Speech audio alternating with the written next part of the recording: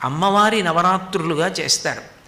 నవరాత్రులుగా చేయుట అన్న మాటకి ఉన్న అర్థాన్ని జాగ్రత్తగా పరిశీలించవలసి ఉంటుంది. నవరాత్రులు అంటే 9 రాత్రులు అని.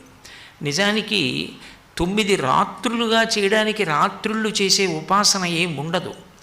రాత్రి మనం పూజ చేస్తామా, రాత్రి భజన చేస్తామా, రాత్రి జాగరణ చేస్తామా, ఏమీ చెయ్యం. కానీ నవరాత్రి అంటాం. వసంత నవరాత్రులు, గణపతి నవరాత్రులు, శారదా నవరాత్రులు, ఎప్పుడు రాత్రి శబ్దాన్ని ప్రయోగిస్తారు.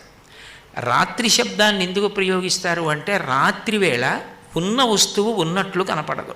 అది దొంగో తెలియదు, దొంగో తెలియదు, తాడో తెలియదు, పామో తెలియదు.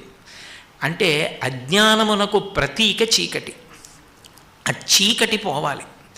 చీకటి పోవడానికి 9 రోజుల ఉపాసన ఎందుకు పెడతారంటే 9 దాటితే 10 వస్తుంది. 10 వస్తే 1 పక్కన